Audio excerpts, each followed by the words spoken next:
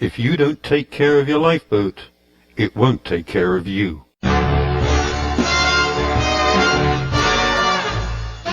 The case of the fall from grace. We'll call them Paul and Butch. Not their real names, but they were real people. They can no longer tell you their story. Paul was third engineer and Butch was an ordinary seaman aboard the Lowland's Grace when she anchored in ballast nearly 12 miles off Port Hedland, Australia, to wait for a cargo of iron ore. She carried 2 totally enclosed lifeboats on gravity davits, each capable of carrying a complement of 32. They were 7.3 meters long with an unladen weight of a little more than 3¼ tons, rising to somewhat more than 5½ tons when full. There was a raised coxswain's position with the lifeboat controls within easy reach. Behind a plywood bulkhead was the forward keel stay and attachment for the forward lifting hook. A similar arrangement was behind the aft bulkhead, together with parts of the tiller and engine exhaust. Both bulkheads had inspection hatches. Each lifeboat was suspended from its falls by an elongated ring. It wasn't what the manufacturer specified. They should have been circular rings, but perhaps nobody thought the difference was important. The lifeboats were not supported on chocks in the stowed position, so the keel stays took the entire weight.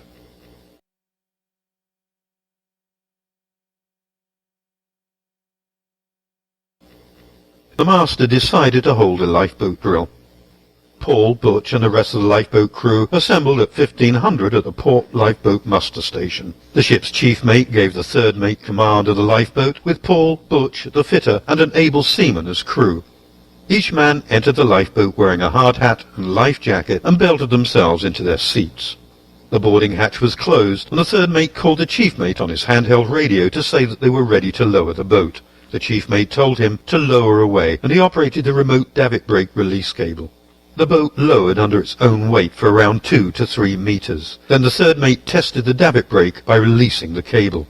It stopped with a jerk. Then there was a bang, and the men in the lifeboat heard the sound of tearing fiberglass as the stern dropped. The lifeboat swung around the forward hook. The afterhook assembly ripped through its hull and dropped into the water below. The lifeboat continued to rotate around the forward suspension to about 220 degrees. Then the forward hook opened and the lifeboat fell upside down 16 meters, nearly 50 feet, into the water below. The lifeboat was still secured to the ship by a painter, so the chief mate and the boatswain lowered the gangway. As they did so, the third mate escaped and climbed on top of the upturned hull. Then came Paul and an able seaman, then the fitter. With the gangway lowered, crew were able to help Paul and the fitter onto the inverted boat. Butch was still inside, so another AB swam into the lifeboat to find him. He surfaced a short time later to say that he thought Butch had drowned.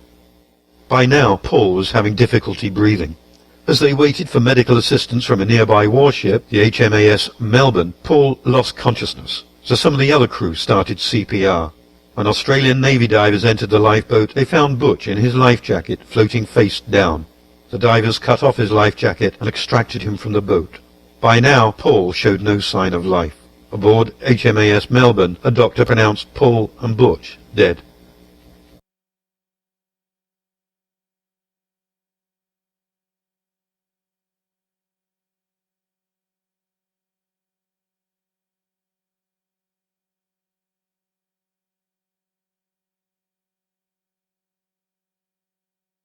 The story of what happened to Paul and Butch actually began a long time before October 7, 2004. Over time, seawater got into the lifeboats and because ships tend to be trimmed by the stern, settled behind the lifeboat after bulkheads. By the time of the incident, as much as 25% of the keel stay had been eaten away. With the lifeboat supported only by the falls, the keel stays took the shocks of the ship's movement and occasional rough handling during drills.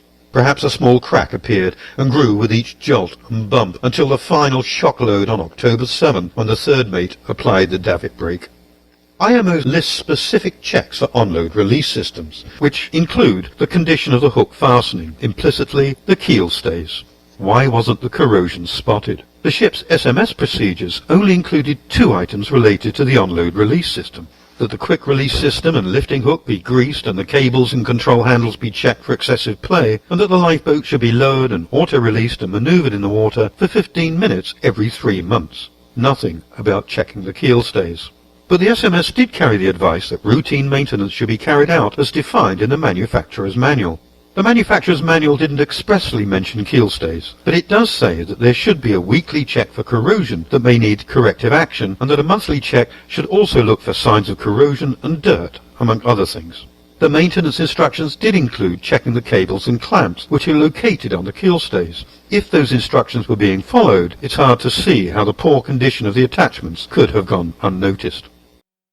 Even with a failure of the after hook, the lifeboat should still have been held by the forward hook. Hook should be designed with a safety factor of 6. For the lifeboat on the Lowlands Grace, that's 30 tons. On the day of the accident, the lifeboat had a total weight of 3.65 tons, about 12% of the design strength. In fact, during fall, the load of the hook may have reached as much as 50 tons instantaneous load without failing. But the lifeboat was suspended by an elongated ring, which contacted the hook's pivot pin and multiplied the opening force.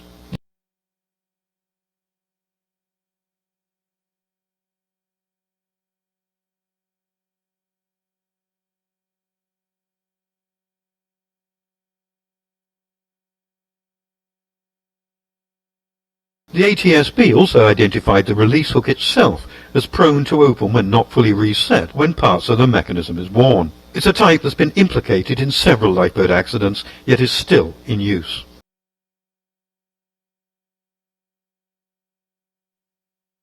Staying alive in a lifeboat may well depend on your maintenance, so go and check those keel fixtures now. While you're at it, make sure the lifeboat suspension rings follow the manufacturer's specifications, and of course, that the hooks are properly set.